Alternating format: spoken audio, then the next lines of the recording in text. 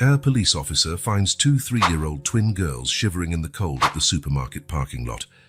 One of them says, "My stepmother doesn't want us anymore." He never expected to be shocked upon discovering that the billionaire stepmother was his ex-girlfriend. Night had fallen with an unusual chill in Oakwood Hills, a refined suburb known for its imposing mansions and tree-lined streets. Officer Jack Harris, a 35-year-old man with sharp eyes and broad shoulders, was driving his patrol car slowly through the deserted parking lot of the local grocery store. His night shifts were usually quiet, but something in the air made his veteran instincts tingle with caution. The car's headlights cut through the darkness, illuminating rows of empty vehicles and elongated shadows. Jack was about to turn around when a subtle movement caught his attention. He frowned, leaning over the steering wheel for a better view. There, between two luxury cars, were two small figures huddled together. Jack's heart raced. Children, at this time of night.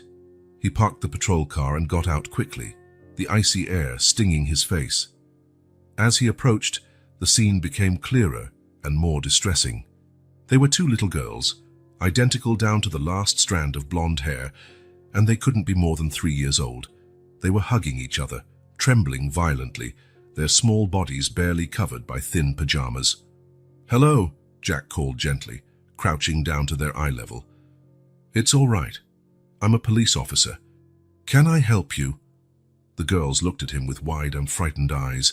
One of them, who seemed slightly braver, spoke in a trembling voice that broke Jack's heart. "Our stepmother doesn't want us anymore."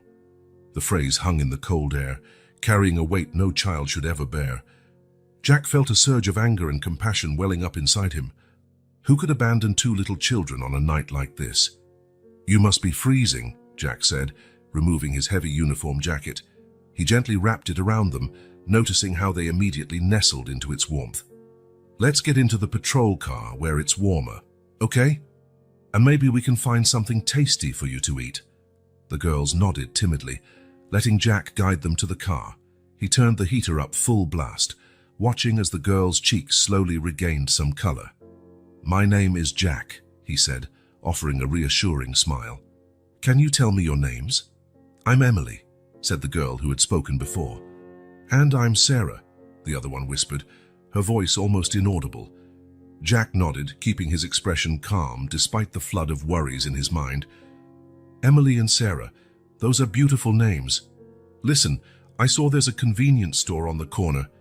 How about we go get some hot chocolate for you?" The girl's eyes lit up slightly at the mention of chocolate, and Jack felt a tightness in his chest. How often did these kids get to enjoy small pleasures like that? Minutes later, they were back in the patrol car, the girls carefully blowing on their steaming drinks. Jack took the moment to quickly contact dispatch. "Dispatch, this is Unit 27. I have two minors in my custody, found alone in the parking lot on Elm Street. Twin girls, approximately 3 years old, named Emily and Sarah. Requesting information on the family and guidance on how to proceed." The response came almost immediately, and the dispatcher's surprise was evident in their voice. "Unit 27, please confirm the minor's last name." Jack gently asked the girls, who answered in unison, "Blackwood." When Jack relayed the information, there was a tense silence before dispatch replied, "Unit 27, the minors in question are the daughters of Robert Blackwood, CEO of Blackwood Tech. Billionaire family, residents at Blackwood Mansion, 1250 Hillcrest Avenue. Upper authorities are being notified." Jack felt his stomach churn. The Blackwoods were practically royalty in Oakwood Hills. Their tech company was one of the biggest in the country, and their charity events were legendary. How on earth had the children of a billionaire ended up abandoned in a freezing parking lot? Thanking dispatch, Jack switched off the radio and turned to the girls, who now looked a bit more relaxed, their tiny fingers wrapped around the cups of hot chocolate. "Emily, Sarah," he began softly, "can you tell me how you got to the parking lot?" The girls exchanged looks, a silent communication only twins seemed capable of. Emily was the one who spoke. "Jenny brought us. She said it was an adventure." Jack frowned. "Jenny? Who's Jenny?" "Our stepmother," Sarah mumbled, her eyes fixed on the cup. "Daddy calls her Jennifer." Jack's mind raced. Jennifer Blackwood, the stepmother. He vaguely remembered seeing her picture in local magazines, always smiling beside her husband at gala events. "And why did Jenny bring you here?" Jack asked, keeping his voice calm despite the growing feeling that something was very, very wrong. Emily shrugged, a surprisingly grown-up gesture for such a small child. "She said we had to wait, that it was a hide-and-seek game." Sarah added in a low voice, "But it's been a long time, and it's cold." Jack felt a protective surge course through him. These girls had clearly been abandoned, but why? And for how long had they been out there? "Do you know what time Jenny brought you here?" he asked. The girls looked at each other again, clearly confused by the question. Jack realized that children so young probably had no real sense of time. "Was it dark?" he tried. Emily nodded. "Yes, but not super dark. The store lights were still on." Jack glanced at his watch. It was past 11 p.m. now. The grocery store closed at 10 p.m. The girls had been out there for at least an hour, possibly more. He made a decision at that moment. Protocol said he should wait for backup or social services, especially given the prominence of this family. But looking at those tired, frightened faces, Jack knew he couldn't just leave them sitting in his patrol car. "Emily, Sarah," he said, turning fully to face them, "how would you feel if I took you home? I bet your bed is much more comfortable than this car, right?" The girls exchanged uncertain looks. "Will Jenny be mad?" Sarah asked, her voice barely above a whisper. Jack felt his heart clench. "Don't worry about Jenny right now. My job is to make sure you're safe, okay?" Slowly, the girls nodded. Jack started the engine, a sense of determination settling in his chest. As he pulled out of the parking lot, he couldn't help noticing how the girls shrank back slightly at the sound of the motor. During the drive, Jack did his best to keep the conversation light, hoping to distract the girls from any fear or anxiety they might be feeling. "So, girls, what's the best part about living in a big house?" he asked, keeping his eyes on the road but watching them in the rearview mirror. Emily was the first to answer, her voice showing a little more enthusiasm. "The garden. There's a huge swing and lots of flowers." Sarah nodded eagerly. "And the treehouse that Daddy built." Jack smiled, relieved to see a bit of joy returning to their faces. "Wow, a treehouse! That sounds amazing. Do you spend a lot of time there?" The excitement on the girls' faces dimmed a bit. "Not as much now," Emily said. "Jenny doesn't like it when we make noise out there." Jack frowned but kept his tone casual. "Oh, really? And what do you like to do inside the house then?" Sarah spoke up this time. "We like to draw, but we have to stay quiet in our room." The conversation continued like this, with Jack asking seemingly innocent questions and the girls answering. Bit by bit, a concerning picture formed in the officer's mind. The girls spoke of a life of material luxury, fancy toys, pretty clothes, delicious food. But there was a noticeable absence of warmth and affection in their descriptions. Jack noticed how they always referred to their stepmother as Jenny, never Mom or any affectionate term. And there was a subtle tension whenever they mentioned her, as if they were walking on eggshells even miles away from her. As they neared the more affluent area of Oakwood Hills, Jack couldn't help but notice inconsistencies in the girls' stories. In one moment, Emily said Jenny took them out every weekend. In the next, Sarah mentioned they hadn't left the house in weeks because Jenny didn't like how noisy they were in the car. These contradictions set off alarm bells in Jack's experienced mind. He had dealt with child neglect cases before, but never in such a privileged setting. It was disconcerting to think that even amid such wealth, 2 small children could be suffering.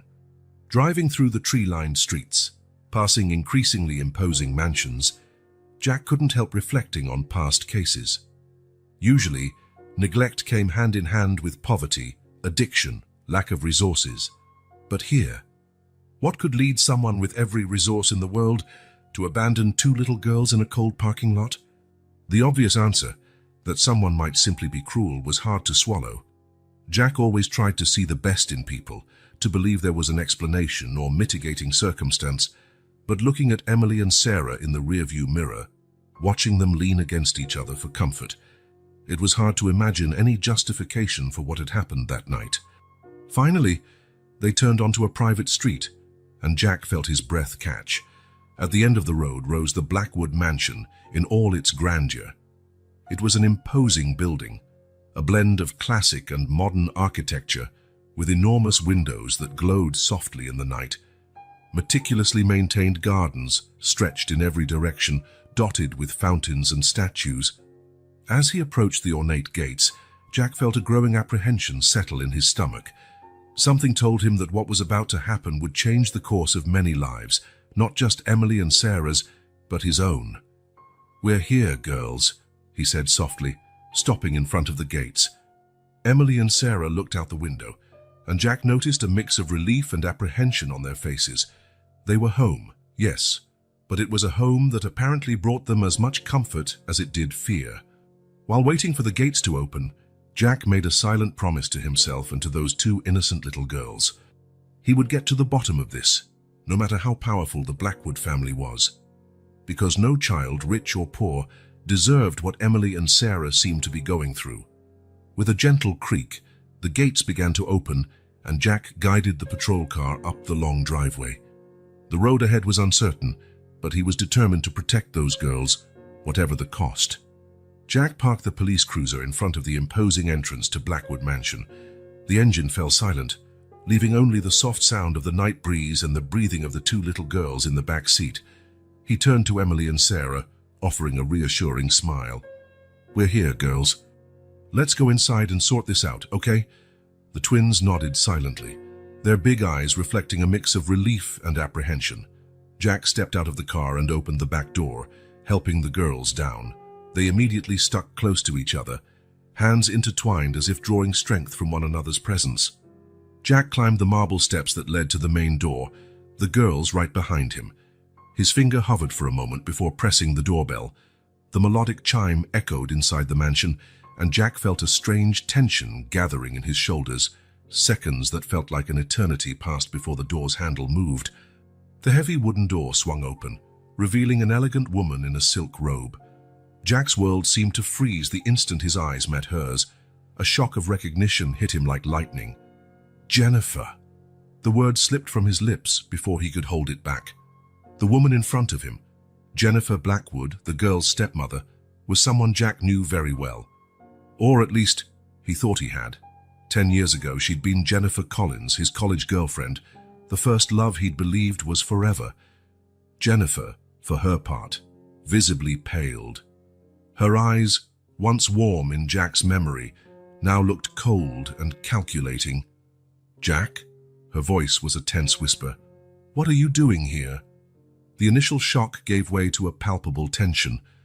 Jack struggled to maintain his professional composure, aware of the two little girls behind him. "Good evening, Mrs. Blackwood," he said, his voice turning formal. "I found Emily and Sarah alone in the supermarket parking lot. They said they were left there." Jennifer's eyes narrowed, a flash of irritation crossing her face. "That's ridiculous," she said sharply. "The girls must have made up a story. They've been in bed for hours." Jack felt the girls edge closer to him, as if seeking protection. He took a step forward, partially blocking Jennifer's view of the children. "Jennifer, they were out there alone in the cold for at least an hour. This is serious." "It's Mrs. Blackwood to you, officer," Jennifer snapped back, her voice taking on a cutting tone Jack had never heard before. "I don't know what these girls told you, but I can assure you it's all lies. They have very active imaginations." Jack felt a pang of discomfort. The woman in front of him seemed like a distorted version of the Jennifer he'd once known. Where was the compassionate girl who used to volunteer on weekends, the dedicated student who dreamed of making a difference in the world? "Jennifer." "Mrs. Blackwood," Jack corrected himself. "We need to talk about this. Child abandonment is a very serious matter." "Abandonment?" Jennifer let out a humorless laugh. "Are you accusing me of something, Officer Harris?" The way she emphasized his title made Jack realize how much their positions had changed. 10 years ago, they were college sweethearts with simple dreams. Now, he was a patrol cop, and she was the wife of a billionaire. "I'm not accusing anyone," Jack replied calmly. "I'm just reporting what I saw and heard." "The girl said you took them there." Jennifer crossed her arms, her stance exuding a chill Jack had never experienced from her before. "Look, Jack," she said, lowering her voice. "I don't know what kind of game you're playing here, but I suggest you stop now." You have no idea what kind of influence we have in this town." The veiled threat caught Jack by surprise. This was definitely not the Jennifer he once knew. "Is that a threat, Mrs. Blackwood?" Jennifer shrugged, a cold smile playing on her lips. "Just a friendly reminder. After all, we're old friends, aren't we?" At that moment, a housekeeper appeared behind Jennifer. Her eyes widened slightly upon seeing the girls, but she quickly masked her surprise. "Maria," Jennifer said, without taking her eyes off Jack, "take the girls to their room. Make sure they get a hot bath." The housekeeper nodded quickly, reaching out for Emily and Sarah. The girls hesitated, looking fearfully at Jack. "It's okay," Jack said softly, kneeling down to their level. "Go with Maria. I'll make sure everything is fine, okay?" Reluctantly, the twins followed the housekeeper into the mansion, casting worried glances over their shoulders as they disappeared down the hallway. Once the girls were out of sight, Jennifer's facade seemed to crack for a moment. She ran a hand over her face, suddenly looking very tired. "What do you want, Jack?" she asked, her voice quieter now. "Money? Is that it?" Jack felt as if he'd been punched in the stomach. "Money? You think that's what this is about? Jennifer, 2 children were found alone in the cold. This has nothing to do with money." Jennifer studied him for a long moment, as if trying to solve an especially difficult puzzle. "You really haven't changed at all, have you?" she finally said, a hint of something, maybe regret, in her voice. "Still the same Jack, always trying to save the world." "And you've changed too much," Jack replied, unable to hide the disappointment in his voice. "What happened to you, Jen?" The old nickname seemed to hit her like a slap. For a brief moment, Jack glimpsed the girl he used to know, vulnerable and unsure, but as quickly as it appeared, it vanished, replaced by the icy Mrs. Blackwood. "Life happened, Jack," she said, lifting her chin. "Not everyone can afford to hold on to childish ideals. Some of us had to grow up." Jack shook his head, a deep sadness settling in his chest. "Growing up doesn't mean losing your humanity, Jennifer." "Enough," Jennifer said abruptly. "I've heard enough. The girls are home, safe and sound. Your job is done here, Officer Harris." Jack knew she was dismissing him, but he couldn't simply walk away. Not with so many questions unanswered, not with the lingering feeling that something was very wrong in that house. "This isn't over, Jennifer," he said firmly. "I'll need to file a report about the incident, and if I find any indication of neglect or abuse—" "You won't find anything," Jennifer interrupted, her voice full of cold certainty, "because there's nothing to find, and if you insist on this ridiculous crusade, Jack, I guarantee you'll regret it.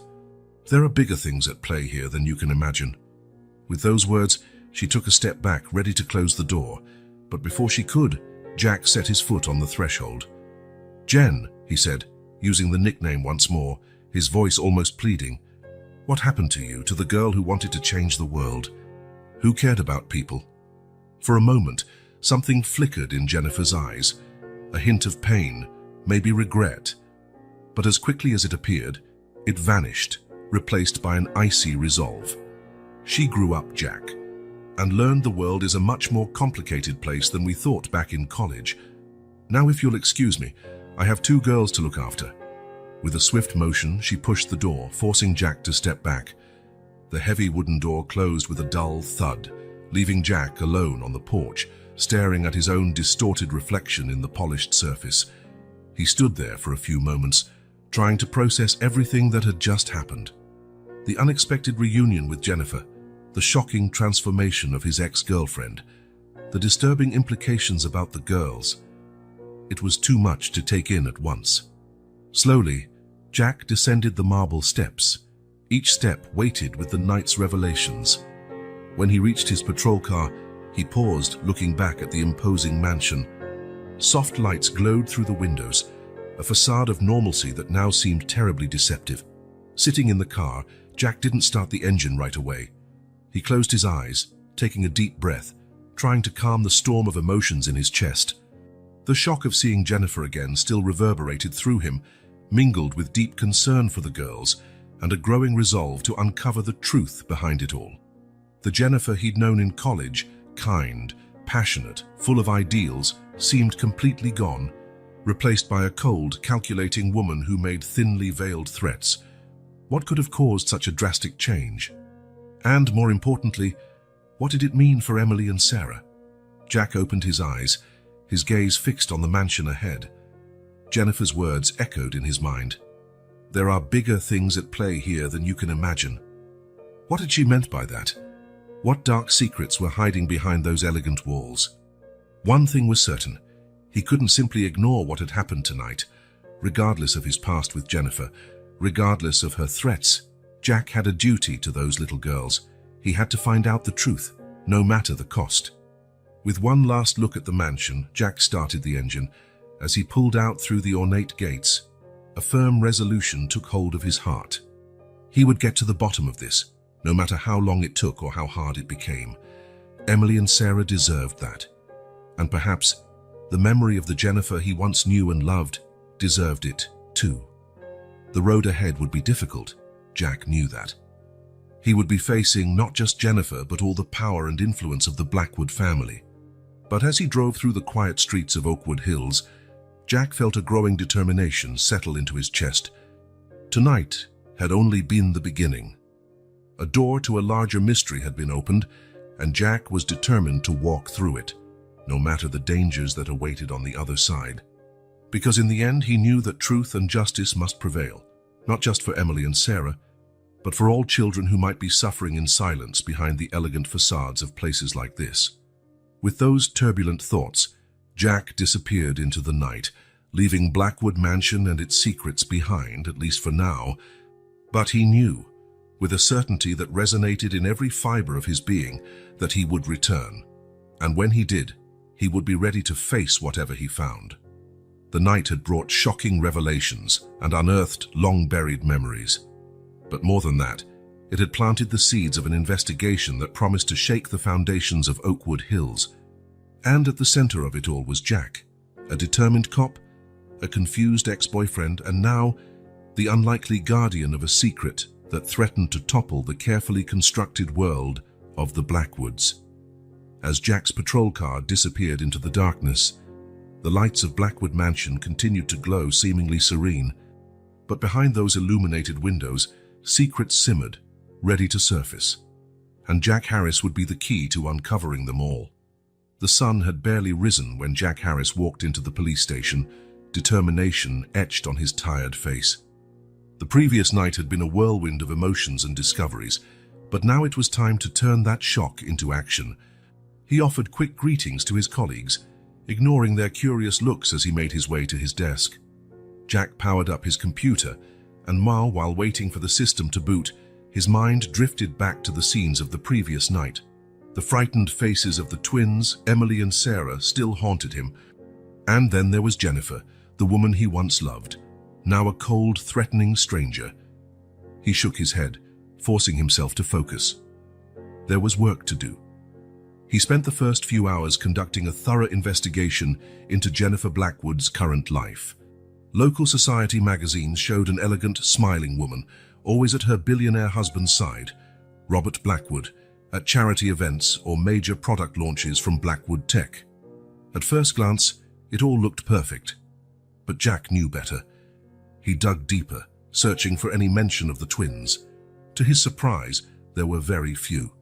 Occasionally, there was a family photo with the girls dressed identically, shy smiles that never reached their eyes. Jack noticed how Jennifer was rarely photographed interacting directly with her stepdaughters. As the morning wore on, Jack decided it was time to visit the place where everything had begun, the supermarket. He drove there, parking his patrol car discreetly out back. The manager, a middle-aged man named Frank, greeted him with a concerned look. "Officer Harris, how can I help you?" Jack briefly explained that he was investigating an incident from the previous night, without revealing who was involved. Frank nodded and called over a few employees who had been on shift that night. The first to speak was a tall, thin security guard named Mike. "Yes, officer, I remember something strange last night," Mike said, scratching his chin. "Around 9:30 p.m. I saw a really fancy car pull into the lot. It was odd, you know. Not the kind of car we usually see around here." Jack nodded, encouraging him to continue. The car stopped for a few minutes and then sped off. I thought about checking it out, but I had to deal with a teenager trying to shoplift some drinks. Jack took notes. Were you able to see who was in the car? Mike shook his head. No, the windows were too dark. But it was a black Bentley, I'm sure of that. Jack felt his stomach tighten. He remembered seeing a black Bentley in the Blackwood Mansion's garage the previous night. Next to speak was a young cashier named Lisa. She looked nervous, wringing her hands as she talked. I saw the girls, she said quietly. 2 identical little girls. They hung around by my register for a while. I thought about asking if they were lost, but we got so busy and, God, I should have done something. Jack rested a reassuring hand on Lisa's shoulder. It's not your fault. Can you tell me how long you saw them? Lisa frowned, thinking, at least an hour, maybe more. They looked so scared. Jack thanked the employees and asked to see the security camera footage. Frank led him to a small back room lined with monitors showing different areas of the store. Heart pounding, Jack watched the videos from the previous night. At 9:27 p.m., a black Bentley entered the parking lot. At 9:29, 2 small figures exited the car. Then at 9:30, the car left. Jack asked for the angle showing the driver. The quality wasn't great, but there was no doubt. It was Jennifer. Her face was tense, almost frightened, as she looked around briefly before driving off. The subsequent footage showed Emily and Sarah wandering around the supermarket, clearly lost and scared. Jack felt a surge of anger seeing the girls shivering from the cold, clinging to each other for comfort. Thanking Frank, Jack left the store with his head spinning. He had visual proof that Jennifer had dropped the girls off. But why? What would make a woman abandon 2 small children in the cold? Back at the police station, Jack began to build a detailed timeline of events. He noted multiple inconsistencies. Jennifer claimed the girls were in bed, but the cameras showed her dropping them off at the supermarket. The time the girls spent alone was longer than initially estimated. Jennifer's behavior on camera didn't look like someone carrying out a well-thought plan, but rather someone acting under pressure.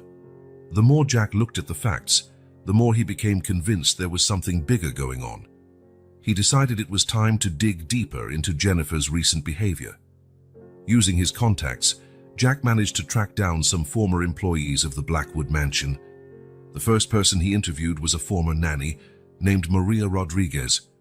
Maria met him at a discreet cafe, away from the upscale neighborhoods.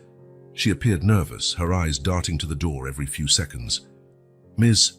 Rodriguez, thank you for meeting me, Jack began gently. Can you tell me about your time working for the Blackwoods? Maria hesitated briefly before speaking. The girls, they're angels, so sweet, so kind. But Mrs. Blackwood, she wasn't a good mother to them. Jack leaned forward, interested. How so? She was cold, Maria explained, her voice low. I never saw her hug the girls, never heard a word of affection. It was like the children were an inconvenience to her.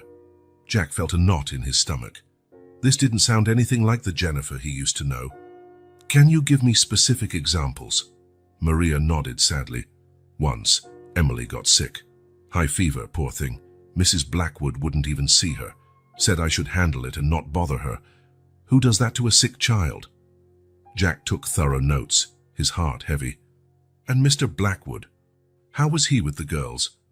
Oh, he loved them, Maria said, a small smile flickering across her face. When he was home, he spent all his time with them. But he traveled a lot, and when he was away... What happened when he was away? Jack prompted gently. Maria hesitated again. Mrs. Blackwood. She changed. She became more irritable, colder. The girls were afraid of her. Jack thanked Maria for her time, promising to keep her identity confidential. As she left, he couldn't stop thinking about the Jennifer he'd known in college, a young woman passionate about children who spoke excitedly about becoming a teacher and making a difference. How could she have turned into this distant, unfeeling person? Next on Jack's list was a former driver named Thomas Green. They met at a quiet bar on the outskirts of town. Thomas was a burly man with calloused hands that gripped Jack's firmly. Officer Harris, I hear you're asking questions about the Blackwoods. Jack nodded, ordering 2 beers. I'm investigating an incident involving the twins. Any information you can provide would be helpful. Thomas took a long swig of his beer before speaking. I've worked for a lot of wealthy families over the years, but the Blackwoods, there was something off about that place. How so? The fights, Thomas said, lowering his voice. Mr. and Mrs. Blackwood argued a lot, especially about the girls. Jack leaned forward, intrigued. What kind of arguments? Mrs. Blackwood, she wanted to send the girls away. Boarding schools, summer camps, anything to keep them out of the house. Mr. Blackwood always said no, but the fights got more heated every time.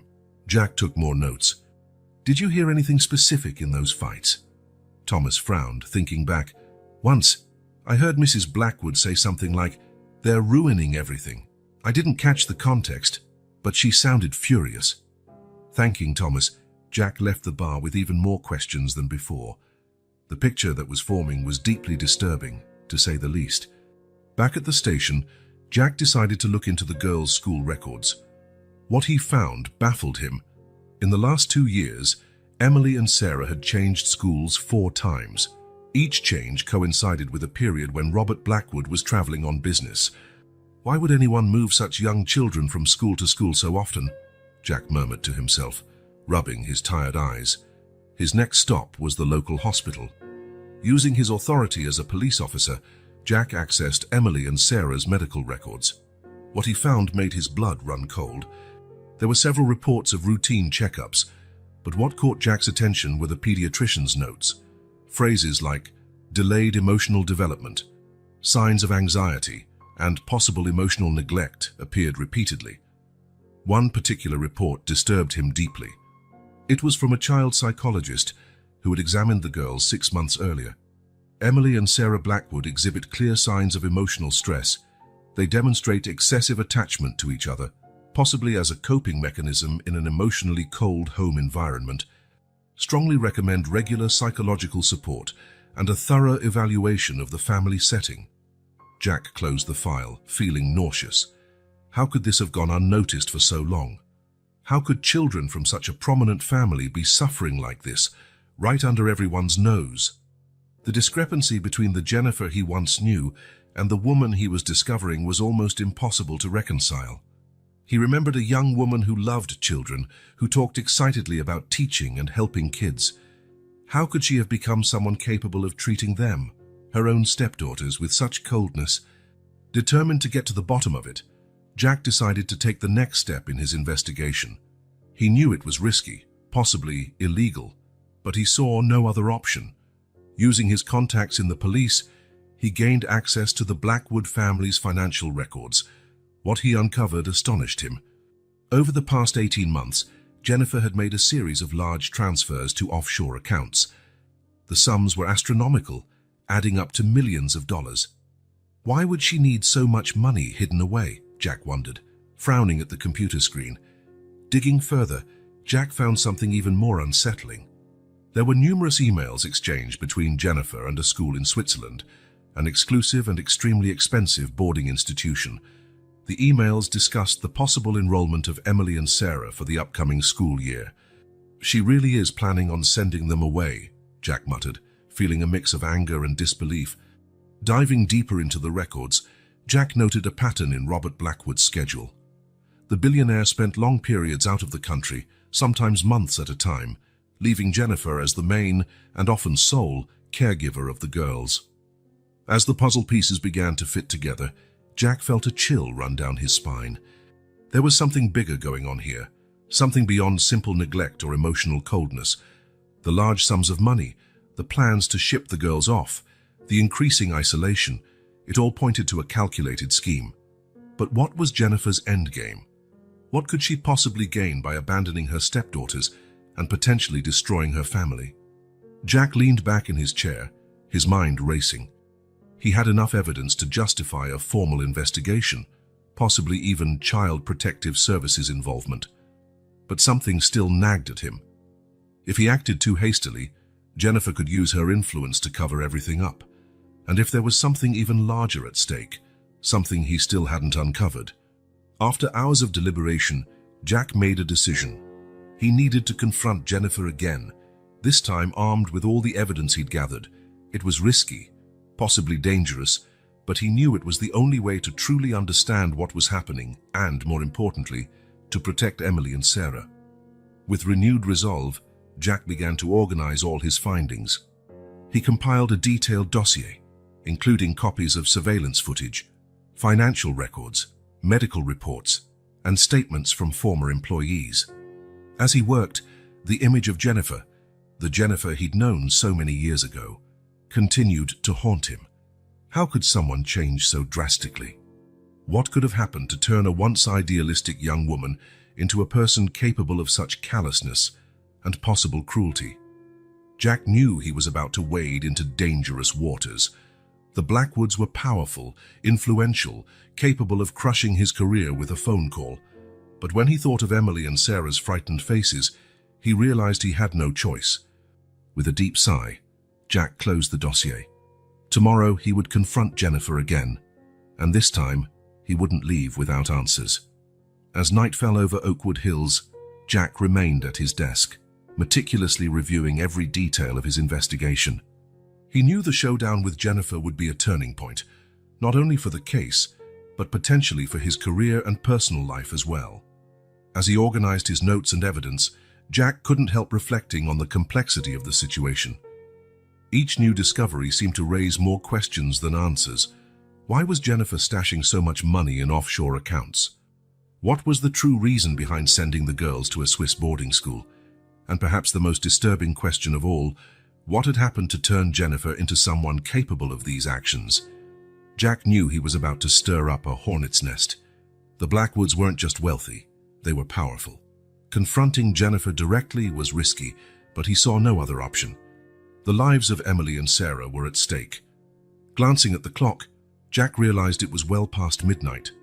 He rubbed his tired eyes, feeling the weight of the entire investigation bearing down on him. Tomorrow would be a critical day, one that could change everything. With one last look at the dossier he'd prepared, Jack shut down his computer and stood up. Walking through the nearly empty station, he felt a mix of determination and apprehension. Whatever happened tomorrow, he knew there would be no turning back. When he got home, exhausted yet mentally wired, Jack couldn't fall asleep right away. Lying in bed, he mentally replayed every detail of the case, every clue, every inconsistency. The security footage of Jennifer abandoning the girls blended with memories of happier times, when they were young and in love. Finally, in the early hours of the morning, Jack fell into a fitful sleep. His dreams were a jumbled mix of past and present, hope and fear. In one moment, he was back at college, laughing with Jennifer under an autumn sun. In the next, he was at Blackwood Mansion, running through endless corridors, hearing distant cries from children he couldn't reach. When the alarm rang, Jack woke with a start, heart pounding. The day had arrived. Today, he would confront Jennifer and demand answers. Today, he would fight for the truth and for the safety of two innocent girls. With renewed resolve, Jack got ready and stepped out into the early morning. As he left his house, the rising sun cast long shadows across the quiet streets of Oakwood Hills. Jack had no idea what awaited him, but he was prepared to face whatever came. The beginning of the investigation was drawing to a close, but the true battle was only just starting. With every step toward Blackwood Mansion, Jack was moving closer not just to a confrontation with Jennifer, but to revelations that could shake the foundations of everything he thought he knew. The afternoon sun cast long shadows across the immaculate lawn of Blackwood Mansion as Jack Harris parked his police cruiser near the ornate gate. He took a deep breath, feeling the weight of the dossier in his hands and the responsibility on his shoulders. This was the moment of truth. Walking with steady steps toward the main door, Jack's racing heart contrasted with the determined expression on his face. He rang the doorbell, the melodic chime echoing through the mansion. Seconds that felt like forever passed before the door opened, revealing Jennifer Blackwood. "Officer Harris," she said, her voice cold and controlled. "To what do I owe this unannounced visit?" Jack kept his gaze locked on hers. "Mrs. Blackwood, we need to talk. It's about Emily and Sarah." For a brief moment, Jack saw something. Fear, anger, flash in Jennifer's eyes. But as quickly as it came, it vanished, replaced by a polished mask of indifference. "Come in," she said, stepping aside. "Let's speak in the office." Jack followed her down the opulent hallway, noting how Jennifer maintained a rigid posture, her high heels echoing on the marble floor. She led him into a spacious office, furnished with mahogany pieces and shelves filled with books that looked untouched. "So, officer," Jennifer began, sitting behind an imposing desk, "what brings you here today?" Jack remained standing, placing the dossier on the desk. "I have some questions about the night I found Emily and Sarah at the supermarket parking lot." Jennifer arched a perfectly shaped eyebrow. "I thought we'd already cleared up that misunderstanding." "It wasn't a misunderstanding, Jennifer," Jack said, voice firm. "I have evidence that you deliberately left the girls there." Her face hardened. "That's absurd." "You have no proof." Jack opened the dossier, spreading photos and documents across the desk. "I have security camera footage showing you dropping off the girls. I have statements from the supermarket staff, and much more." Jennifer glanced at the documents, her composure beginning to crack. That means nothing. You don't understand the context. Then explain it to me," Jack pressed.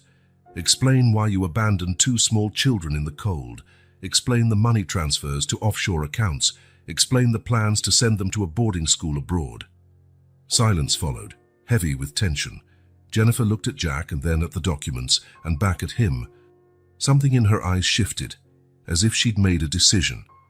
"You want the truth, Jack," she said, her voice taking on a tone he'd never heard before. "The truth is that I never wanted these kids. They're a constant reminder that I'm the second wife, the replacement." Jack felt as though he'd been punched. "Jennifer, what are you talking about?" She stood, walking over to the window. "You have no idea what it's like to live in this world, Jack. The luxury, the power, the expectations. It's intoxicating. And I'm not going to let 2 brats ruin everything I've worked for." "Worked for?" Jack repeated, incredulous. "You married a billionaire." Jennifer turned, her eyes shining with cold ambition. "And you think that was easy? You think any girl can just show up and win over someone like Robert Blackwood? I planned this. I molded myself. I became exactly what he wanted." Jack shook his head, struggling to comprehend the transformation of the woman in front of him. "And the girls? They're innocent in all of this." "They're an obstacle," Jennifer spat. "Robert adores them, of course, the perfect father when he's around. But he's always traveling, always busy. And I'm stuck with the constant reminder that I'll never be the first, the real Mrs. Blackwood." "So you tried to get rid of them," Jack concluded, horror evident in his voice. Jennifer shrugged, a disturbingly casual gesture given the weight of her words. "I tried to do things discreetly. Boarding schools, summer camps, anything to keep them away. But Robert always interfered. And the money. The offshore transfers." A cold smile formed on Jennifer's lips. "Precautions, Jack. In this world, you never know when you'll need an escape hatch." Jack felt a wave of nausea. This was not the Jennifer he'd once loved. This was a stranger, cold, calculating, willing to harm innocent children out of ambition and greed. "You can't be serious," he said, his voice almost pleading. "The Jennifer I knew would never do this." She laughed, a joyless sound. "That Jennifer was an idealistic fool. She grew up, Jack. She learned how the world really works." Jack stepped closer, his voice resolute. "This ends now, Jennifer. I'm reporting all of this to the authorities. The girls need protection." At that moment, Jennifer's expression shifted, the mask of coldness replaced by something more calculating. "Come on, Jack. We're both adults here. I'm sure we can come to an understanding." "An understanding," Jack repeated, incredulous. Jennifer approached, her expensive perfume enveloping him. "Think about it. How much does a police officer like you make?" "I could change your life, Jack. All you have to do is forget this little investigation." Jack felt his stomach turn. "Who you're trying to bribe me?" "I'm offering you an opportunity," Jennifer replied softly. "Enough money for you to retire comfortably, maybe move somewhere sunny, all in exchange for a bit of discretion." For a moment, Jack was speechless, shocked at Jennifer's audacity. Was this really the same woman he'd fallen for years ago? The transformation was so complete, so shocking, that he could hardly believe it. "You really think I'd accept that?" Jack finally said, his voice trembling with contained anger. "That I'd ignore what you did to those kids for money?" Jennifer shrugged, stepping back. "Everyone has a price, Jack. I was just trying to find yours." At that moment, the sound of a door opening echoed through the house. Jennifer froze, her eyes widening in alarm. "Jennifer, I'm home!" A man's voice echoed down the hallway. "Robert," Jennifer whispered, panic evident in her voice. "He wasn't supposed to be here." Footsteps approached the office, and seconds later Robert Blackwood entered the room. He was a tall, distinguished man, with grey flecks in his hair, and the confident air of someone who'd spent years at the top of the corporate world. "Jennifer, darling, He stopped abruptly upon seeing Jack. "What's going on here?" Jack turned to face Robert, aware of the palpable tension in the air. "Mr. Blackwood, I'm Officer Jack Harris. I'm here about an incident involving your daughters." Robert frowned, looking from Jack to Jennifer. "What incident? Jennifer, what's he talking about?" Jennifer opened her mouth to reply, but Jack was faster. "Mr. Blackwood, there's evidence that your daughters were deliberately left in a parking lot a few nights ago. I'm investigating possible neglect and abuse." Robert's face went pale. "What? That's impossible. Jennifer, tell him it's a misunderstanding." Jack watched Jennifer, seeing how she fought to regain her composure. "Robert, dear, it's nothing like that." Officer Harris is confused. "I'm not confused, Mrs. Blackwood," Jack said firmly. "I have concrete evidence, and including surveillance footage." Robert staggered slightly, bracing himself on the desk. I don't understand. Jennifer, what's going on?" The air in the office was charged with tension. Jack could see Jennifer calculating her options, her gaze darting between him and Robert. "This is ridiculous," she finally said, her voice trembling slightly. "Robert, you can't believe this. It's obviously some kind of extortion attempt." Jack felt his patience wearing thin. "Enough lies, Jennifer. Tell your husband the truth, or I will." Robert looked from Jack to Jennifer, confusion and fear evident on his face. "Jennifer." For a moment, it seemed she would continue denying everything. But then, something in her expression shifted. Her shoulders sagged, and a bitter smile appeared on her lips. "You know what, Robert? Yes, it's true. I left your precious little girls in that parking lot, and you know what else? It was a relief." Robert reeled as if he'd been slapped. "What? How could you?" Jennifer laughed, a cold, humorless sound. "How could I? How could you make me live in the shadow of your late wife all these years? How could you expect me to love children that constantly remind me I'm just a replacement?" Jack watched the scene unfold, aware that he was witnessing the collapse of a marriage and possibly an empire. Robert looked completely stunned, unable to process what he was hearing. I need to see my daughters," Robert finally said, his voice trembling. "Where are Emily and Sarah?" "At school," Jennifer replied coldly. "Where I don't have to look at them?" Robert turned to Jack, his eyes pleading. "Officer, please tell me my daughters are safe." Jack nodded gravely. "They're safe, Mr. Blackwood, but I strongly advise you to take immediate steps to ensure their security and well-being." Robert nodded, seeming to age years in that moment. Yes, of course. I need to call my lawyer." Jennifer let out a bitter laugh. "Oh yes, call the lawyers. We'll see who comes out on top, Robert." Jack had seen enough. He gathered his evidence, aware that what he had witnessed was only the tip of the iceberg.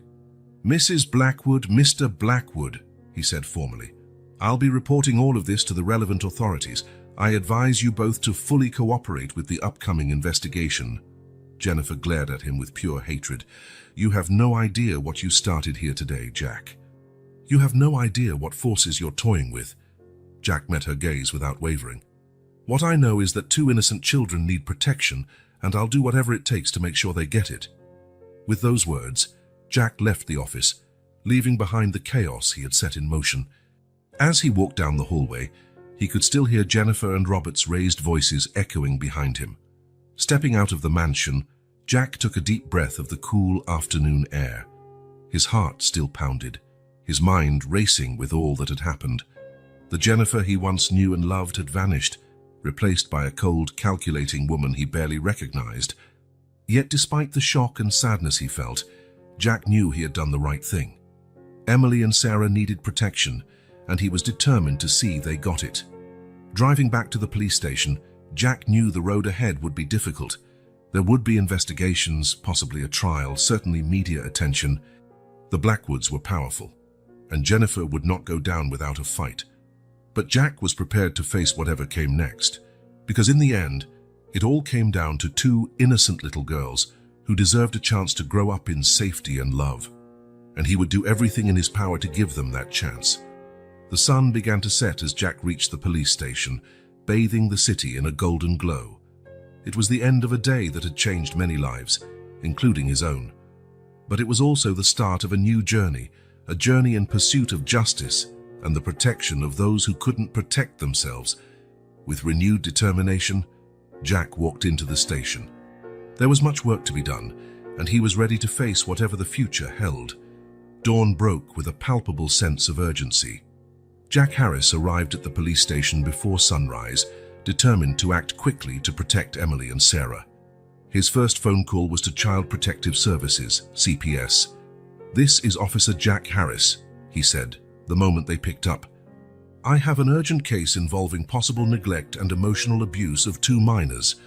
Jack spent the next hour detailing his discoveries to Sarah Johnson, an experienced social worker. He shared the evidence of the supermarket abandonment, the suspicious financial records, and the disturbing accounts of former staff at Blackwood Mansion. "This is very serious, Officer Harris," Sarah said, her tone grave. "I'll open an official investigation immediately. We'll need to interview the children and assess their home environment." Jack nodded, even though she couldn't see him. "I understand. And what about the immediate safety of the girls?" "Given the nature of the allegations, we can file for a temporary removal order," Sarah explained, "but we'll need a judge to approve it." Over the following hours, a series of events unfolded quickly. A CPS team was dispatched to the girls' school for an initial assessment. Simultaneously, an emergency petition was filed with the local family court. Jack worked tirelessly with the social workers, providing all the information he'd collected. He was determined not to let a single detail slip, knowing every piece of evidence could be crucial in ensuring the girls' safety. Meanwhile, at Blackwood Mansion, the situation was deteriorating rapidly. Upon learning of the official investigation, Jennifer swung between panicked rage and desperate denials. She alternated between legal threats and pleas of innocence. Robert Blackwood, who had initially refused to believe the allegations against his wife, began to see the reality of the situation. The evidence Jack presented and Jennifer's volatile reaction were opening his eyes to a truth he might have ignored for too long. "I can't believe I was so blind," Robert muttered to himself, watching Jennifer shout at her lawyer over the phone. Anticipating that Jennifer might attempt something drastic, Jack arranged discreet surveillance of the mansion. Two plainclothes officers were positioned in an unmarked car a safe distance away, ready to intervene if necessary. By afternoon, the judge granted a temporary removal of custody. Emily and Sarah would be placed in emergency foster care until a more thorough investigation could be conducted. Jack was present when the girls were taken from school. His heart clenched at the fear and confusion on their faces. "Hi, Emily, Sarah," he said gently, crouching down to their eye level. "Do you remember me?" The twins nodded timidly. "You're the officer who helped us," Emily said softly. Jack smiled, trying to reassure them. "That's right, I'm here to help again.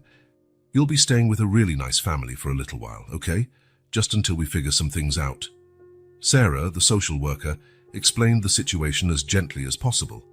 Despite her efforts, it was clear the children were scared and confused. As the girls were led away, Jack couldn't help but feel a mix of relief and concern. He knew he'd done the right thing, but he also knew the road ahead would be difficult for everyone involved. Back at the station, Jack received an enraged phone call from Jennifer. "You have no idea what you've done," she hissed into the phone. "I will destroy you, Jack. By the time I'm finished, you'll wish you never meddled in my family's affairs." Jack stayed calm, though a chill ran down his spine. He knew Jennifer was dangerous, especially now that she felt cornered. The next few weeks promised to be intense. There would be interviews, psychological evaluations, court hearings.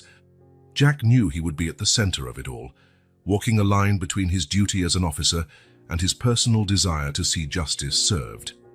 As night fell over Oakwood Hills, Jack looked out his office window, thinking of Emily and Sarah. He hoped that despite the trauma and confusion, they would finally get the love and safety they deserved. The path ahead would be long and hard, but Jack was determined to see it through to the end. For Emily, for Sarah, and for all children who needed someone to stand up for them. It was an exceptionally dark night when Jack's radio crackled with urgency. "All units, we have an alert at Blackwood Mansion. Suspected attempt to flee with minors." Jack's heart pounded. He'd feared something like this might happen. Without hesitation, he hit the siren and sped toward the mansion, praying he'd arrive in time. Meanwhile, inside Blackwood Mansion, Jennifer moved stealthily through the dark corridors. Emily and Sarah, still groggy and confused, were led by her with a firm grip. "Come on, girls," Jennifer whispered, a mix of urgency and anger in her tone. "We're going on a trip." The twins exchanged anxious glances but didn't dare question her. Their fear of Jennifer was deeply ingrained. Jack arrived at the gates just as a luxury car was attempting to leave. He blocked the exit with his cruiser, jumping out with his weapon drawn.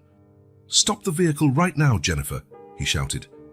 The car screeched to a halt and Jennifer stepped out, dragging the girls with her. Her eyes blazed with a mixture of rage and desperation. "Get out of my way, Jack," she hissed. "You have no idea what you're doing." Jack held his ground, striving for calm despite the tension in the air. "It's over, Jennifer." "Let the girls go," Jennifer laughed, a cold, humorless sound. "Over? This is far from over." She pulled the girls closer, using them as a shield. "Do you really think you can stop me? I'm a Blackwood. I have more power than you could ever dream of." The girls trembled, their wide, frightened eyes fixed on Jack, silently begging for help. "Think about what you're doing," Jack said, voice firm but gentle. "You're scaring the children. This will only make things worse for you." For a moment, it seemed Jennifer might reconsider, but then her face twisted with fury. "You ruined everything, Jack, my perfect life, my future, all because of these little brats." At that moment, headlights illuminated the scene. Robert Blackwood emerged from his car, shock and horror registering on his face as he took in what was happening. "Jennifer, what is this?" he asked, voice trembling. Jennifer turned to face him, still gripping the girls. "Oh, hello, dear. You arrived just in time to watch everything fall apart." Robert took a step closer, hands extended in a gesture of peace. "Jennifer, please let the girls go. We can talk about this." "Talk?" Jennifer screamed. "There's nothing to talk about. These kids ruined everything. I should have sent them away years ago." Robert paled, finally seeing his wife's true colors. "My God, Jennifer, what happened to you?" Taking advantage of the distraction, Emily and Sarah managed to slip from Jennifer's grasp. In the blink of an eye, they ran toward Jack, clinging to his legs for protection. Jennifer let out a cry of rage, lunging toward Jack and the girls, but before she could reach them, Robert grabbed her, holding her tightly. "Enough, Jennifer," he shouted. "It's over." At that moment, several police cars arrived, their lights flashing in the darkness. Officers jumped out, quickly taking control of the situation. Jennifer was detained, still screaming threats as she was placed in the squad car. "This isn't over. You'll all regret this, every one of you." Jack knelt down, hugging Emily and Sarah, who sobbed softly. "It's okay now," he murmured. "You're safe." Robert watched the scene, looking utterly lost. He approached Jack and the girls hesitantly. I'm sorry," he said, voice thick with emotion. "I had no idea. How could I have been so blind?" Jack looked at him with a mix of compassion and firmness. "What matters now is taking care of these girls, Mr. Blackwood. They're going to need a lot of support and love." Robert nodded, tears in his eyes. He knelt beside Jack, opening his arms to his daughters. After a moment's hesitation, Emily and Sarah ran into their father's embrace. While the police wrapped up Jennifer's arrest, Jack watched the family reunion. The road ahead would be long and tough, but at least now there was hope. The night that began with so much tension and danger ended with the promise of a new beginning. The stars shone overhead, silent witnesses to a battle that had finally reached its conclusion. The sun had barely risen when Jennifer Blackwood was taken to the interrogation room at the Central Police Station in Oakwood Hills. Sitting stiffly on a metal chair, she glared at the two-way mirror with an icy look, her lips pressed into a thin line of determination. Two seasoned detectives entered the room, their expressions mirroring the gravity of the situation. For hours, they tried to get answers from Jennifer, asking about the girl's abandonment, the suspicious money transfers, and her plans to send the twins abroad. But Jennifer remained stubbornly silent, answering only with an occasional no comment or "I'll speak only with my lawyer." Meanwhile, a team of investigators was meticulously searching Blackwood Mansion and the Blackwood Tech offices. Every document, every email, every financial record was examined with a fine-tooth comb. What they found was disturbing. In addition to the evidence Jack had already gathered, investigators discovered a detailed diary Jennifer kept, outlining her plans to get rid of her stepdaughters. There were notes about boarding schools in Europe, contacts with attorneys specializing in international custody, and even research on how to alter identification documents. In another part of the station, Robert Blackwood faced his own interrogation. Unlike his wife, he talked non-stop, a mix of confession and remorse. "I should have known," he repeated, running his hands through his hair in despair. The constant trips, the girls switching schools, their withdrawn behavior. How could I have been so blind? The detective questioning him kept a neutral expression, but asked pointed questions. "Mr. Blackwood, in all these years, you never suspected something was wrong?" Robert lowered his head, shame evident in his posture. I guess I didn't want to see." Jennifer always had an explanation, always made it seem like she was acting in the girl's best interests. And I was too busy with the company to question her. Meanwhile, in a specially designed children's interview room, Emily and Sarah were gently questioned by specialized child psychologists. Their revelations were heartbreaking. "Jenny doesn't like it when we make noise," Sarah said quietly, clinging to a stuffed bear. "She says kids should be seen, not heard." Emily nodded, adding, "Sometimes, when Daddy travels, Jenny locks us in our room. She says it's a game, but it's not fun." The specialists exchanged worried glances. The pattern of emotional abuse and neglect was becoming painfully clear. In the midst of this storm of revelations, Jack Harris worked relentlessly, handing over every shred of evidence he'd gathered during his investigation.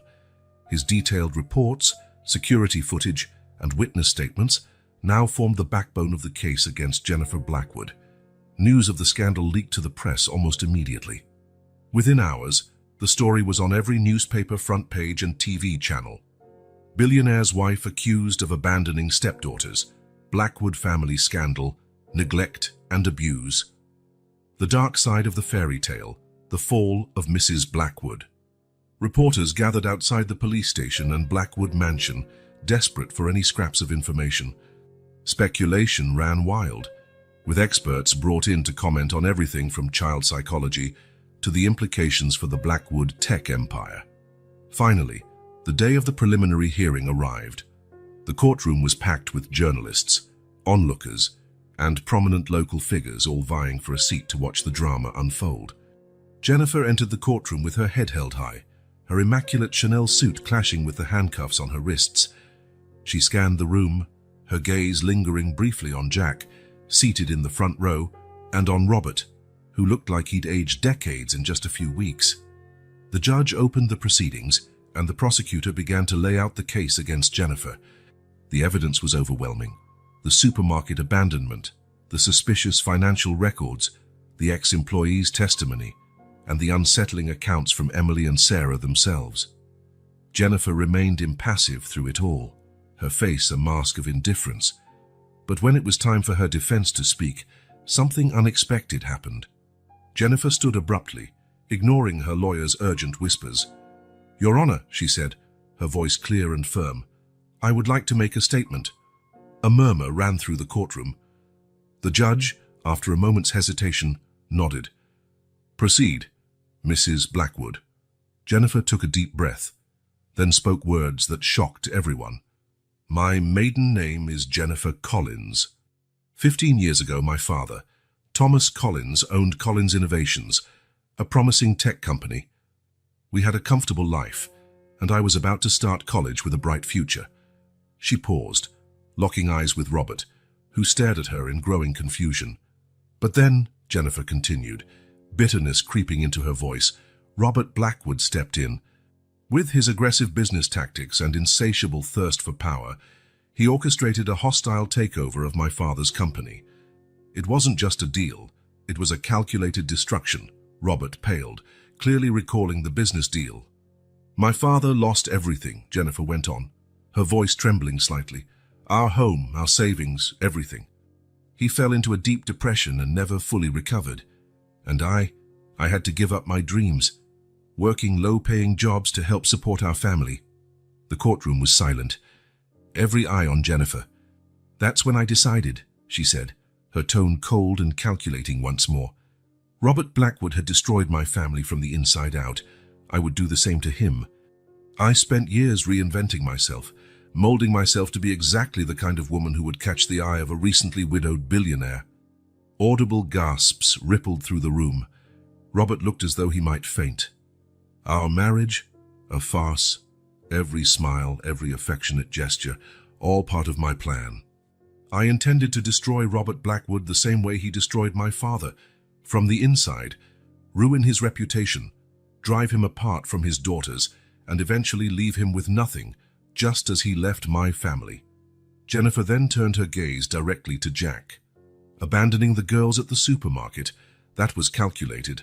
I knew someone would eventually find them. It was supposed to be the beginning of the end, the first step in tarnishing Robert Blackwood's perfect image. The courtroom was in shock. Jack felt as though the ground had fallen away beneath his feet. Robert Blackwood had slumped in his seat, clearly overwhelmed by the revelation. My final plan, Jennifer continued, voice almost a whisper, was to take the girls far away to a place where Robert would never find them. He'd be left without his precious heirs, his reputation in tatters, his empire collapsing around him, exactly like my father was. She paused, glancing around the courtroom. I don't regret what I did. The only thing I regret is getting caught before I could finish my revenge.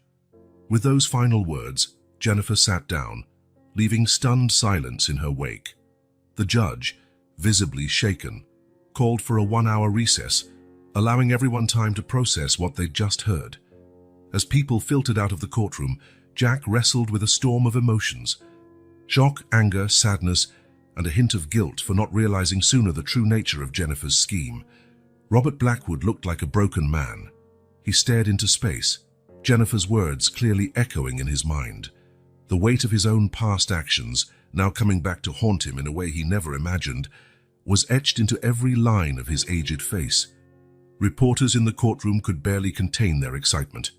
This wasn't just a child neglect scandal in a rich family. It was a drama of revenge, betrayal, and far-reaching consequences that spanned more than a decade. During the recess, frantic whispers filled the courthouse corridors. Theories were exchanged, opinions formed and reformed. The Blackwood case, already sensational, had become far more complex and shocking than anyone could have anticipated. When the judge finally called everyone back, the tension and anticipation were palpable. What would happen next? How could the justice system handle such a tangled, emotionally charged case? One thing was certain. The truth revealed that day would forever change the lives of everyone involved, with repercussions felt far beyond the courthouse walls. Jack Harris sat at his desk in the police station, surrounded by stacks of documents and old records. After Jennifer's shocking courtroom revelation, he knew he had to dig deeper to unravel the past that had led to this tragic situation. Starting with Jennifer's father's name, Thomas Collins, Jack scoured old newspaper archives, business records, and financial reports. The story that emerged was heartbreaking. 15 years ago, Collins Innovations was a promising tech startup. Thomas Collins, a brilliant engineer with multiple patents, had built the company from scratch. Financial reports showed steady growth and optimistic projections. Then Robert Blackwood entered the scene. Jack found a series of articles detailing the hostile takeover of Collins Innovations by Blackwood Tech. Robert's tactics were aggressive and, in some cases, borderline unethical. He exploited a loophole in investment contracts, pressured suppliers to break deals with Collins, and even spread rumors about the company's financial stability. Within months, Collins Innovations went bankrupt. Thomas Collins lost everything: his company, his home, his savings. One particularly painful article described him leaving the building of his former company, carrying a box of personal belongings, the empty look of a defeated man.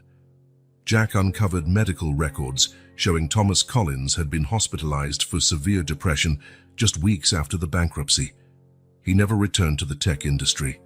Confronted with these facts, Robert Blackwood looked like a man on the verge of collapse. I didn't know," he murmured, rubbing his tired eyes. "It was just business. I never thought about the families behind the companies I acquired." Jennifer, for her part, shared more details of her revenge plot during subsequent interviews.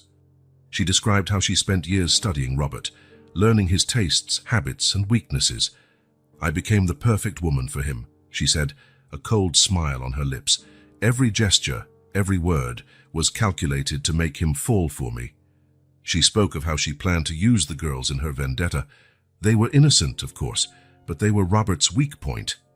"I knew driving them away from him would be the final blow." Jack listened with a mixture of horror and fascination. It was hard to reconcile the Jennifer he'd known in college with this cold, calculating woman. One of the hardest aspects of the case was explaining the situation to Emily and Sarah. A team of child trauma therapists was brought in to help. The girls, still so young, struggled to grasp the complexity of it all. "So, Jenny isn't our real mother?" Emily asked, her small voice full of confusion.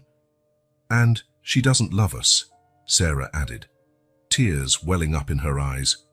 The therapists did their best to explain in a way the children could understand, emphasizing that none of it was their fault and that they were deeply loved by their father and many others. Jack watched it all unfold, feeling the weight of how far-reaching the consequences of past actions could be.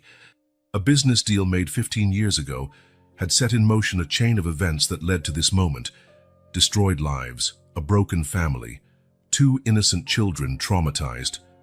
He couldn't help reflecting on how our actions, however insignificant they might seem at the time, could have repercussions far beyond what we could imagine. Robert Blackwood never dreamed his hostile takeover would lead to this. Jennifer, in her quest for revenge, never fully considered the harm she'd inflict on innocent children. As the case continued to unfold, Jack knew there would be more revelations and ramifications. The past had been brought to light, but the future remained uncertain for everyone involved. The courtroom was packed on the day Jennifer Blackwood formally faced the charges against her. The buzz in the crowd died down when she walked in, escorted by officers, her face a mask of determination. Jack Harris, seated in the front row, couldn't help noticing how much she seemed to have aged. Deeper lines around her eyes, her posture less haughty. The prosecutor presented the case with ruthless efficiency, detailing every accusation: child neglect, abandonment, fraud, attempted kidnapping. The evidence was overwhelming, each piece meticulously gathered by Jack and his team. But when Jennifer's defense attorney rose, the atmosphere shifted noticeably. He didn't try to deny her actions. Instead, he painted a vivid picture of a young woman traumatized by her family's downfall, consumed by a desire for justice that turned into an obsessive quest for vengeance. "Ladies and gentlemen of the jury," he said, his voice echoing in the silent courtroom, "we are not here to deny Mrs. Blackwood's actions.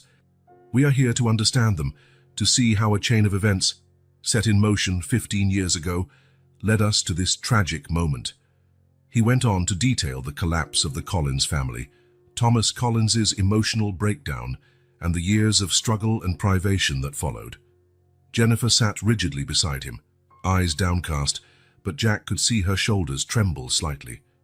"Mrs. Blackwood does not seek absolution," the lawyer concluded. "She seeks understanding and perhaps a chance at redemption." When Jennifer finally spoke, her voice was low but steady. "I know what I did was wrong," she said, addressing the jury directly. "But at the time it felt like the only way to get justice. I was wrong, and I'm prepared to face the consequences of my actions." The judge listened intently, his face betraying a mix of severity and empathy. When he pronounced the sentence, it carried a balance of punishment and acknowledgement of her trauma. Jennifer received 10 years in prison, with the possibility of parole after 5, and was ordered to undergo intensive therapy. As Jennifer was led away, her eyes met Jack's for a brief moment. In that glance, he saw a complicated mix of emotions: regret, resignation, and, surprisingly, a glimmer of the warmth he once knew. Across town, in the now quiet Blackwood mansion, Robert Blackwood faced his own judgment, not in a court of law, but in the mirror of his conscience. The revelations of recent weeks had shaken him to his core, forcing him to re-examine every decision, every tactic that had brought him to the top. Seated in his office, surrounded by trophies and acknowledgements that now felt hollow, Robert flipped through old financial reports, contracts, and emails. Each document told a story of relentless ambition, of victories won at the cost of others' suffering. "How could I have been so blind?" he muttered, recalling the image of Thomas Collins leaving his office building for the last time. It was then that Robert made a decision. Picking up the phone, he called his assistant. "Cancel all my appointments for the next few weeks," he ordered, "and get in touch with our legal team. We have a lot of work to do." Over the following weeks, Blackwood Tech underwent a transformation. Robert, though drastically reducing his working hours, initiated a thorough audit of the company's acquisitions and business practices over the past 20 years.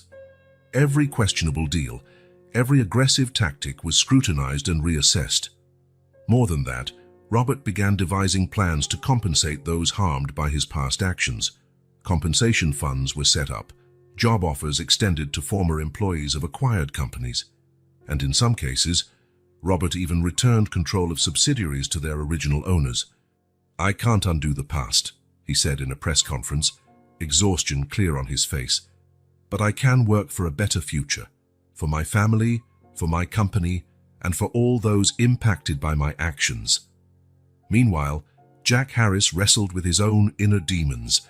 The investigation, the trial, the revelations, they'd left him emotionally drained. But it was his conflicting feelings about Jennifer that kept him awake at night.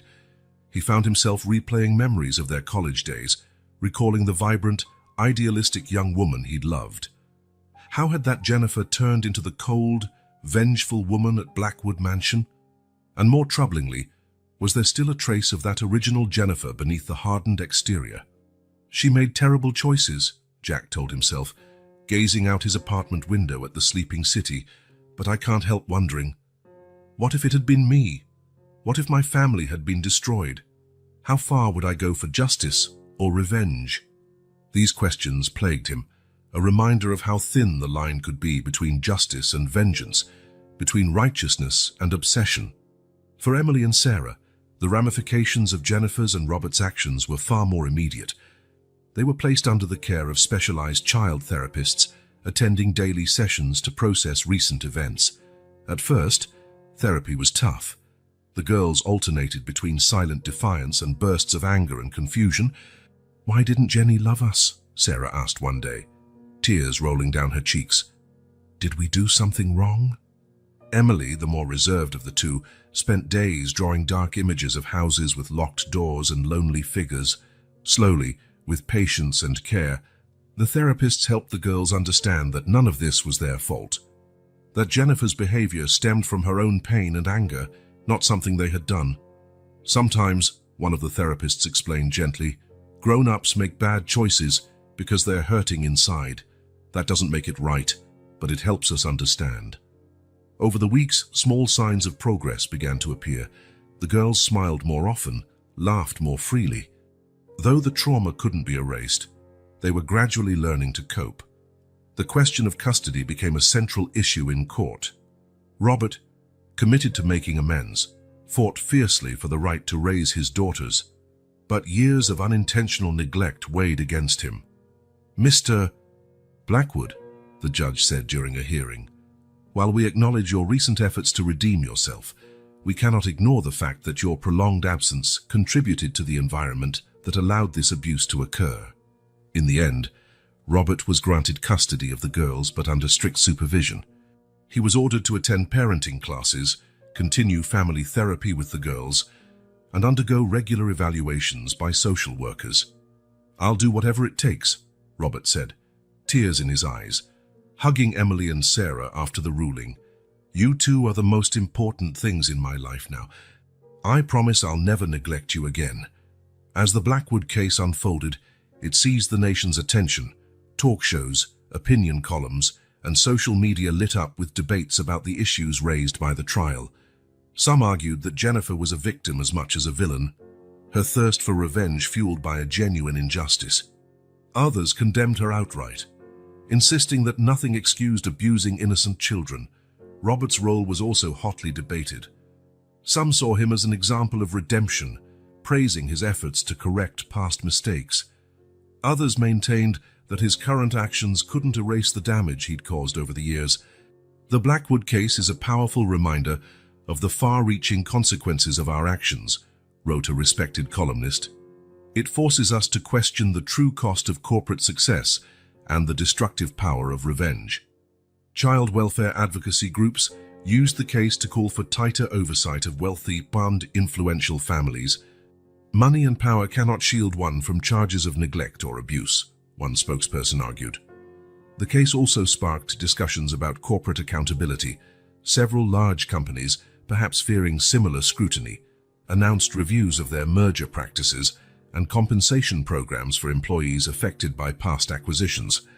In the midst of it all, Jack Harris continued his work, more aware than ever of the impact his choices could have. Every case he investigated, every decision he made, was now filtered through the lessons he'd learned from the Blackwood saga. "We never truly know the full repercussions of our actions," he reflected one day, watching the streets of Oakwood Hills through his patrol car window. "But that doesn't absolve us of the responsibility to try to do the right thing, even when it's hard." As the media frenzy around the case began to subside, a sense of change lingered in the air. For Robert, it marked the start of a journey toward redemption and reconnection with his daughters. For Jennifer, it was a time of reflection and perhaps eventual regret behind bars. For Emily and Sarah, it was the beginning of a long healing process. And for Jack, it was a constant reminder of the complexity of human nature, the fragility of relationships, and the lasting power of decisions made long ago. The Blackwood case had ended, but its reverberations would be felt for a long time to come. It was a story of pain, revenge, and redemption that had touched many lives and, perhaps, changed some forever. 6 months had passed since the tumultuous trial that had shaken the Blackwoods and all of Oakwood Hills. The mansion, once a symbol of opulence and power, now exuded a different atmosphere, warmer, more alive. Robert Blackwood, once known for his commanding presence in corporate boardrooms, could now be regularly spotted at the gates of the local elementary school, eagerly waiting for Emily and Sarah. His immaculate suits had given way to more casual attire, and the intense gaze of a business magnate had softened into the gentle smile of a devoted father. "How was school today, girls?" asked Robert, kneeling down to hug his daughters. Emily, always the chattier one, started animatedly talking about her science project, while Sarah shyly showed him a drawing she had made. Robert listened attentively, asking questions and praising their efforts.